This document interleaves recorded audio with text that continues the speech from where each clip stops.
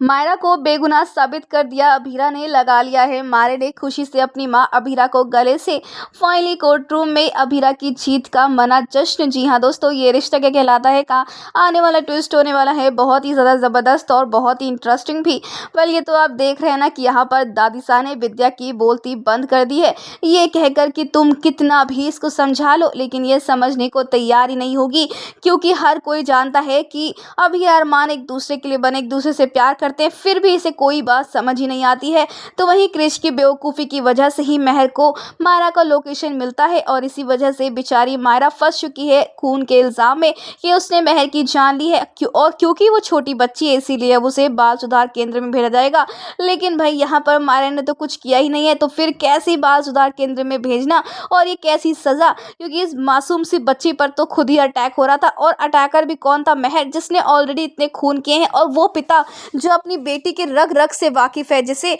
आखिरी में महर की चिट्ठी भी मिली होती है और वो जानता है कि महर ने मुक्ति के पेरेंट्स को मारा, अभीरा पर अटैक किया और उसके बाद वो यहाँ पर इन दोनों बच्चियों को भी मारने आई। तो फिर ये कैसा पिता है जो अपनी बेटी की गलतियों को छिपाता रहा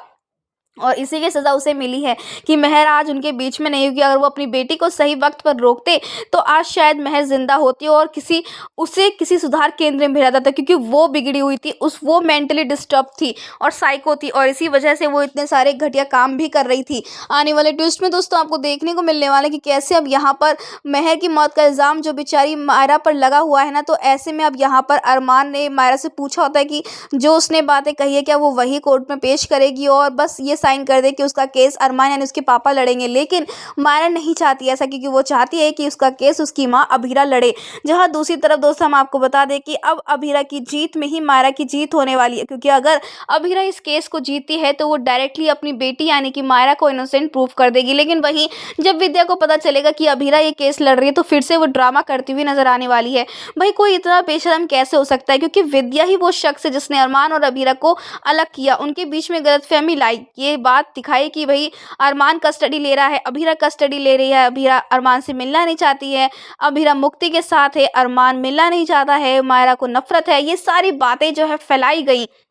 और जितनी विद्या दोषी है ना उतनी ही दोषी काजल भी है। लेकिन फिलहाल यहाँ पर अभीरा जिस तरीके से केस लड़ने वाली है ना वो उसमें बहुत मज़ा आने वाला है। दोस्तों आप ही कितने एक्साइटेड देखने के लिए कि फाइनली ये बिल्ली फैमिली कंप्लीट होने जा रही है, हमें कमेंट के शेयर करें। ऐसे टीवी के लेटेस्ट अपडेट के लिए चैनल को सब्सक्राइब कर लें।